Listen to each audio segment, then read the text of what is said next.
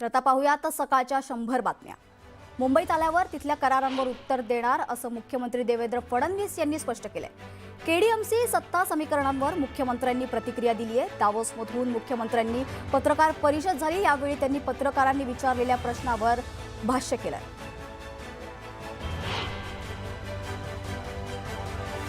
या देशातून भगवा कोणीच हटवू शकत नाही असं म्हणत नवनीत राणांनी नगरसेविका सेहर शेख यांच्या वक्तव्याचा निषेध नोंदवलाय। तर नवनीत राणांनी सेहर शेख यांना पाकिस्तानला जाण्याचा रस्ता दाखवलाय।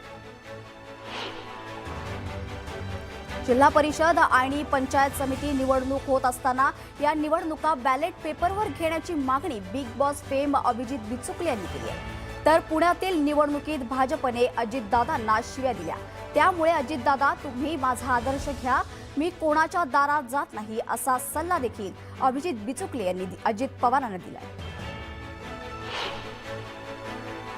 मुंबईत महापालिकेत महायुतीचा महापौर होणार असं वक्तव्य शिवसेनेचे नेते प्रताप जाधव यांनी केलं। लोकांची सेवा करायची असेल तर एकमेकांच्या विरोधी लढलेले पक्ष एकत्र येतात। राजकारणात कोणी कोणाचा शत्रू किंवा मित्र नसतो असंही मंत्री जाधव यांनी म्हटलंय। अंधेरीत एकनाथ शिंदे आणि खासदार रवींद्र वायकरांचे बॅनर फाडले। ठाकरेंच्या शिवसेनेच्या कार्यकर्त्यांनी बॅनर फाडल्याचा आरोप करण्यात आलाय। तर वर्सोवा पोलीस ठाण्यात तक्रार दाखल करण्यात आली आहे। मनपात यश न मिळाल्यानं बॅनर फाडल्याचा आरोप करण्यात आला।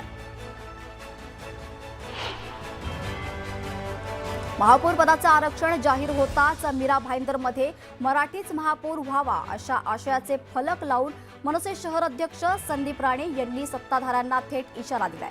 मराठी उमेदवारालाच संधी द्यावी, अन्यथा मनसे स्टाईलने तीव्र आंदोलन छेडले जाईल असा इशारा देण्यात आलाय मनसेकडून।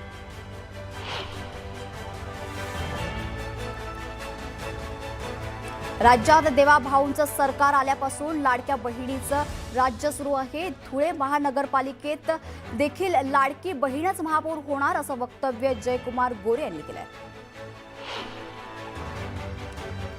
अकोला महापालिका महापौर पदासाठी ओबीसी महिला आरक्षण जाहीर झालंय। सर्वाधिक ओबीसी महिला उमेदवार भाजपकडे आहेत, त्यामुळे मोठी चुरस निर्माण झाली आहे। वसई विरार महापालिकेत बहुजन विकास आघाडीने 115 पैकी 70 जागा जिंकत स्पष्ट बहुमत मिळवलंय। महापौर निवडीपूर्वी नगरसेवक फुटू नयेत यासाठी बहुजन विकास आघाडीने गट स्थापन करत माजी महापौर प्रवीण शेट्टी यांची गटनेतेपदी निवड केली आहे। तर हितेंद्र ठाकूर यांनी विरारमध्ये नवनिर्वाचित नगरसेवकांची बैठक घेऊन हा निर्णय घेतलाय। वसई विरार शहर महानगरपालिकेच्या महापौर पदाचे आरक्षण खुल्या प्रवर्गासाठी जाहीर झाले। बहुजन विकास आघाडीचे संघटक सचिव अजीव पाटील, माजी महापौर प्रवीण शेट्टी, कन्हैया बेटा भोईर आणि रंजना खालीकर यांची नावं सध्या चर्चेत आहेत। महापालिका निवडणुकीत जनतेने आमच्यावर कामावर विश्वास ठेवूनच 71 जागा निवडून दिल्या। तर जिल्हा परिषद निवडणुकीत राष्ट्रवादीला मोठं यश मिळेल असा विश्वास सुनील तटकर यांनी व्यक्त केला। कोळबाद्रे जिल्हा परिषदेच्या निवडणुकीत शिवसेना उबाठा पक्षाच्या उमेदवाराचा अर्ज बाद झालाय। कमलाकर आग्रेंचा अर्ज बाद झाल्याने शिंदेच्या शिवसेनेच्या उमेदवाराचा विजयाचा मार्ग मोकळा झालाय। दापोलीत जिल्हा परिषद निवडणुकीसाठी भाजप, ठाकरेंची शिवसेना आणि राष्ट्रवादीची युती झाली आहे। योगेश कदमांना घेरण्याची तयारी असून दापोलीत शिवसेना स्वबळावर लढणार आहे।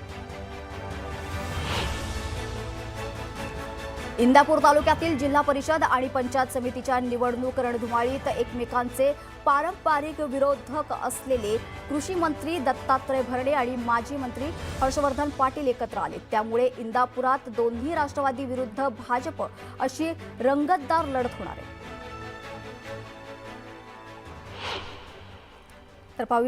तर पाहूयात एक महत्त्वाची बातमी। मुंब्र्यातील एमआयएमची तरुण नगरसेविका सेहर शेख वादाच्या भोवऱ्यात सापडली आहे। मुंब्रा हिरवं करण्याविषयीच्या तिच्या वक्तव्यामुळे राजकीय वाद पेटलाय। भाजप नेते किरीट सोमय्या यांनी सेहर विरोधात आक्रमक भूमिका घेतली आहे। तर सोमय्या यांनी थेट मुंब्रा पोलिसात धाव घेत कारवाईची मागणी केली आहे। तर नवनीत राणांनी थेट त्यांना पाकिस्तानचा रस्ता दाखवलाय।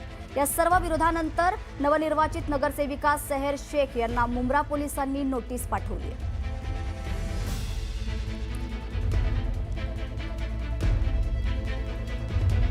दरम्यान सेहर यांच्या ज्या वक्तव्यावरून वाद झाला तो व्हिडिओ पाहूयात.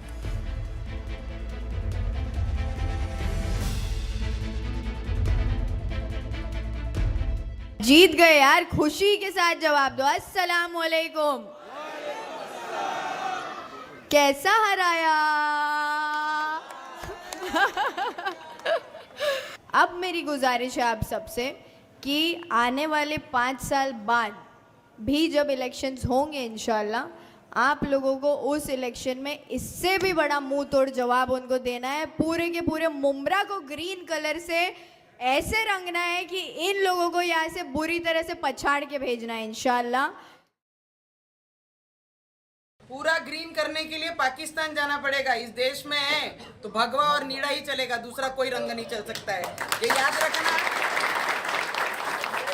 छत्रपति शिवाजी महाराज ने जब बोला था कि ये राज्य में जो धर्म के लिए हम काम कर रहे हैं, जो महाराष्ट्र में रह रहे हैं, ये धर्म के लिए हम जिएंगे भी और मरेंगे भी. किसी ने कितना भी कुछ बोला, ग्रीन करेंगे, हरा करेंगे, तो तुम्हारे सपने भी सच नहीं हो सकते हैं. तर दुसरीकडे याच मुद्द्यावरून किरीट सोमय्या यांनी सेहर यांच्यावर कारवाईची मागणी केली आहे. कुठे वृक्षही नाही, झेंडाही नाही, काय नाही. या अल्लाह इंशाअल्लाह हम अगले 5 साल में पूरे मुंब्रा को हरा रंग से भर देंगे. आता हे जरी किरीट सोमय्या मैदानात आला, जरी सोशल मीडियामध्ये या संबंधात खूप प्रतिसाद उमटले, म्हणून हे त्यांनी सांगितलं की माझा वृक्ष होता आणि तरीही जर धार्मिक भावना दुखावल्या असेल तर माफीचा प्रश्न नाही. त्यांनी हे केलं आहे, चॅलेंज दिले आहेत, धमकी दिली आहे, कारवाई व्हायला हवी. समाजात संभ्रम निर्माण होईल, कायदा सुव्यवस्थेचा प्रश्न निर्माण होईल किंवा कोणाच्या धार्मिक भावना दुखवल्या जातील असं यापुढे भाषण करू नको वगैरे असं तिला कडक शब्दात समज दिलेले आहे लेखी स्वरूपामध्ये, आणि तिने पण ती मान्य केलेली आहे. त्याच्यावर माननीय किरीटजी सोमय्या साहेब आणि निरंजनजी डावखरे साहेब, आमदार साहेब यांच्याशी सखोल चर्चा झालेली आहे. तिचं अजून एकदा आम्ही तिला विचारून समज देणार आहे, तिला बोलवू आणि तिचं स्टेटमेंट रेकॉर्ड करणार आहोत. तर पुन्हा घेऊयात बातम्यांचा वेगवान आढावा. राष्ट्रवादीचे कल्याण काळे यांनी भाजपमध्ये प्रवेश केलाय. या प्रवेशानंतर जयकुमार गोरेंनी अजित पवारांना टोला लगावला. आपलं घर आपण सांभाळायला पाहिजे असा सल्ला देत पालकमंत्री जयकुमार गोरेंनी निशाणा साधलाय. शिवसेना प्रमुख बाळासाहेब ठाकरेंचा उद्यापासून जन्मशताब्दी वर्ष सोहळा सुरू होतोय. यानिमित्त उद्या माटुंग्यातील षण्मुखानंद सभागृहात विशेष कार्यक्रम आयोजित करण्यात आलाय. या कार्यक्रमात उद्धव ठाकरे आणि राज ठाकरे दोघेही उपस्थित राहणार आहेत. यावेळी ते दोन्ही पक्षाच्या कार्यकर्त्यांशी संवाद देखील साधणार आहेत. शिवसेनेसह राष्ट्रवादीच्या पक्ष आणि चिन्ह प्रकरणी सुप्रीम कोर्टात येत्या 18 फेब्रुवारीला सुनावणी होणार आहे. सुप्रीम कोर्टाच्या वतीने आज जारी करण्यात आलेल्या संगणकीय यादीमधून या याचिकेवर येत्या 18 फेब्रुवारीला सुनावणी होणार असल्याचं स्पष्ट करण्यात आलंय. विविध क्षेत्रांतून महाराष्ट्रात गुंतवणूक वाढते. दावोसमध्ये जवळपास 30 लाख कोटींचे करार झाले असून 18 देशांमधून महाराष्ट्रात गुंतवणूक येणार असल्याची माहिती मुख्यमंत्री देवेंद्र फडणवीस यांनी दिली आहे.